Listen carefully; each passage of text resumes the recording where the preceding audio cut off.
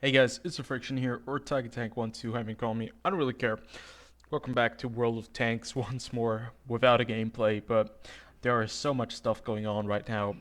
And, yeah, the Wz-114 is going to be the event vehicle. It's going to be the marathon tank. It's a Chinese Tier 9 heavy tank that we've talked about in our in a preview prior. And it's a bit weird because just the day after that, they actually released all of the details, and we're in a very nice garage somewhere in Asia, probably in China, um, where we are celebrating Chinese New Year or the Asian New Year, um, and this time around, getting the 114 is going to be quite a hassle once more because it's a tank marathon. The tank marathon usually always means there's a lot of things you have to do to be able to get the vehicle if you want it for free.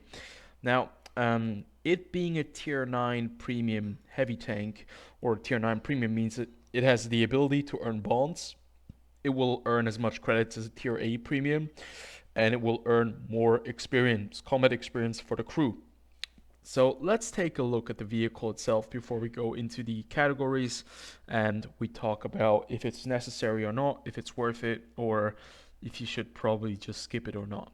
So let's take a look. The firepower on this tank is quite nice. You have a 130mm gun right here, as you can see, which has an average penetration of 266mm with a standard AP shell. The shell velocity on the shell is 1,200 meters per second, which is really good for AP shell.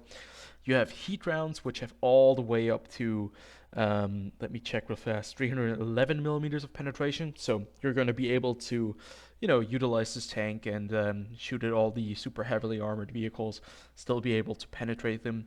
Your rate of fire, on the other hand, is pretty bad. You can see your gun loading time is not very nice.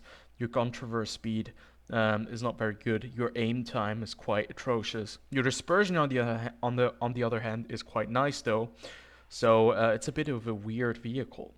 You have 10 degrees of gun depression, which is extremely weird for a Chinese tank. Usually that's never the case. You have 20 degrees of gun elevation, so this is a really good ridgeline warrior. The DPM is not very good since the rate of fire is quite low, but there are some other characteristics that are quite interesting. Now, if you look at the tank, you can see that it's not very big. It's maybe a bit long, but it's not very tall. And I think this is going to be an advantage with this tank because its length is certainly like all the other Chinese tanks. It's quite long. The only thing is its width. It's not extremely like wide at the front, so that is probably a pro for you. But looking at the armor, especially the hit points, you have the hit points of a Moisian, a tier 9 German heavy tank, 2,300 HP. That's a lot. With the right different equipment, you can get it all the way to 2005 to maybe 600 HP, so that's a lot of HP to have as a tier 9 heavy tank. Your hull armor is not very good. It's only 140 at the front, 60 and 60 at the rear. So basically anything shooting the lower plate is probably going to go through. The upper plate is going to be a bit more difficult to handle. Then you get to the turret armor. The turret armor is quite strong. The turret at the front is 300 millimeters thick, the side 175, and the rear is 95. So shooting the turret at the front is going to be quite difficult. But there is a little weak spot that seems to be a cupola. And if it's a weak spot that works, and it is like a weak spot, this is going to be a tank that you can probably take care of. It's also quite flat at the front, at the top. So if you do have a couple of heat shells, there might be a way to penetrate that. But having 300 millimeters of armor at the front means that maybe it's not going to work out. The 300 millimeters is going to be the toughest part, so there are probably going to be parts that are not armored as thick as 300 millimeters, but we'll have to figure that out as soon as this tank is out on the battlefield. But armor-wise, hull is not very good. Turret seems to be very, very nicely armored, but there's a weak spot on top, which I myself, since I will be playing against this tank most of the time, I think it's going to be okay as long as it truly is a weak spot. Moving on to mobility, this is where the tank really kind of misses the train, and where I'm kind of glad that it's not as not like other tanks in the game.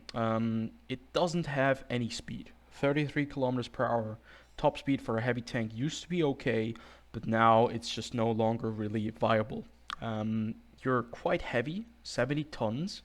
You're severely underpowered. You only have 850 horsepower on this engine, and your specific power to weight ratio is really bad, 12.02 horsepower per ton. So also your traverse speed is not very good, and you can see the 10 kilometers per hour reverse speed is quite horrendous, and the 33 kilometers per hour top speed is quite horrendous as well. So getting this tank into position is going to be quite difficult. So it's a bit special in that kind of sense because it's not very big. So I had the feeling that it was going to be mobile, but unlike the other Chinese heavy tanks, it's actually not mobile, and that is a very different kind of way to play a Chinese heavy tank, because you'll have to play it more like a super heavy, which just doesn't really have the armor. But either way, we don't really have to rely on that too much. We're going to go on and we're going to look at concealment, which doesn't really exist since it's a heavy tank, but the view range is quite interesting. Once more, on this tank, you have 390 meters view range. Now, for a Chinese heavy tank, 390 meters view range at tier 9, that is quite nice. If we do compare it to the tier 9 Chinese standard heavy tank, which is the Wz-114, we can take a look at the turret, the top turret, and we can see the view range is actually 400 meters, so it's not too bad. I did expect it to be worse, so the view range is actually quite decent.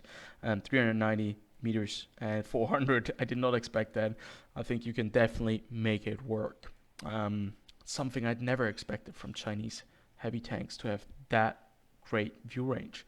So I'm a bit confused right now. So 300, wait, which tank had really bad view range? Was it the Soviets that had horrible view range at tier 9? Let me check the ST1, 380. Yeah, okay. So 390, I think you can work with that. But let's take a look at the different missions to get the vehicle. So once more, you have mission for commitment and mission for mastery, and I've already calculated everything together. If you want to get this tank solely based on mission for commitment, you'll need 264,000 experience. That is about on par with the last 3 or 4 marathons. It's a hell of a lot of experience to earn in 10 days. So basically, if you have a job, if you have a real life, if you have family, whatever, you probably are not going to be able to get this tank for free. What you can do is, though, you can get a bit of a discount for the vehicle. Now the question is, do you really want to get the tank? It's the second tier 9 premium tank that is coming out, and it allows you to earn bonds faster, which you can only do with tier 10 tanks. But with tier 10 tanks, it's going to cost you a lot more credits, because you have to, well, you're just going to play tier 10 and it's a non-premium kind of tier. And now with this one, you'll earn more, and that's kind of the way that Wargaming want to drag you into it, because now Clan Wars reward tanks, which prior were only available for playing Clan Wars and being really good at Clan Wars, they are kind of getting sold as auction tanks, and you need bonds for that. So yeah, bonds are going to be a lot more important in the near future. So a lot of more people will try to get this, probably just because of the bonds. Other than that, the characteristics for the tank, they don't seem to be too crazy, so having to face this one isn't going to be too bad. But at the same time, I kind of have the feeling that it's a really bad way to move on with, just to go tier 9 with the premium tanks, because I personally would like to see no new players getting into tier 9 immediately without really having any knowledge of tier 9. But that's just my take. So let's take a look at some of the different missions. So the very first mission is going to be quite easy. You can do it in tier 10, get 800 base experience points. You can do that in maybe 1-2 games. Then mission for mastery, finish the battle as the top player on your top player on your team by damage cost in a tier 9, tier 10 vehicle. That is something that's quite easy as well, I guess. Then cause at least 4,000 HP of damage in a battle 2 times. You're going to be able to do that if you play a tier 10 tank destroyer, a light tank, not a light tank, but a heavy tank and a medium tank with an autoloader. That's something you can do quite quickly. Then stage 4, it's going to get a lot harder very quickly because you have to get top player on both teams by damage cost 5 times. You have to do 3,000 damage. So I think you're gonna get there, but it's still gonna be faster than the 18,000 pace experience. Stage 5, finish the battle as top player on both teams by experience earned 8 times. I think that's a lot more difficult because you need to be top experience earner on your team and the enemy team. So basically you can only get that if you win the match. So you have to win and you have to be top on experience. So that's going to be quite difficult. 8 times is a lot of times. So I guess this is going to come down to, and you'll notice it's going to be a grind from here on out. 21 times earned at least 850 points of base experience. 21 times, that's just like such an up from like 8 times to 21 times. And this is where you see where Wargaming want to, draw it out as much as they can. The beginning is very easy, then it kind of slows down, and then they really want to make you earn it, and they want to force you to buy it at least for $30-40. So that's where they really get you. So, if you don't want to buy it, this is just a pixel tank, you don't need it, just don't pick it up, because this is Wargaming's way of screwing you over, basically. So at stage 7, you need to do 22 times 3,200 HP of damage in a battle. So, yeah, and then 8, 9, and 10 are just kind of getting ridiculous, because at 9 and 10 you need to get top damage 30 times, and then at stage 10 you'll need to do it 40 times with experience, so that's quite difficult. Moving on, right now you can see that once more there's a second chapter where you can actually unlock stuff for this tank, and you can unlock like goodies. You can get like the tank's premium account, you can get like a discount for the camouflage. So yeah, this is basically for all the players that kind of buy the tank at day 1 and just play it. And then you'll be able to unlock kind of the special skin for it. And you can see this is like the partial skin, and this is the full skin. And to be fair, this is the very first time that a skin looks quite nice for me. Because you have this tiger on the side, which looks really nice. It's kind of low texture though.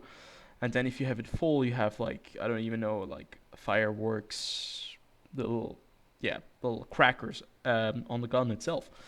So it's a very nice blue, and I think this is the very first time that I'm kind of interested in a style, but I'm not really sure how I would be able to finish this, because how would you do these missions if you don't have the tank from January 28th? So basically, kind of are missing this entire skin, or else you have to buy it when you unlock the tank.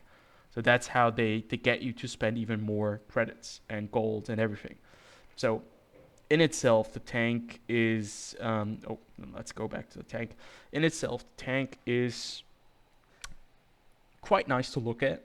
The characteristics aren't too bad, like it's not overpowered, but the question is, are you willing to spend this much time to get a tank at tier 9, which is actually not that great. It's okay, but it just doesn't really have the mobility, and thus it doesn't really fit into the meta anymore of this game. So I don't really think it's going to be a really great opportunity or a great way into tier 9 premiums. It's not a must-have. It's a nice to have, but the question is, how much will it sell for? So I'm gonna check into the price when they release that, when it's coming out on the 28th. And then we can talk about that once more. But I think right now, like, I'm okay. I don't need to have it. I'm going to be playing a bit of World Tanks. Maybe I'll get to stage 5 or 6, and then we can talk about it once more. But I'm not really in there to buy it, and I'm not really planning on buying it. So, yeah. Hope you guys did enjoy. If you did, as always, comment, like, and subscribe. And I'll see you guys on the next one. Until then, have a good one.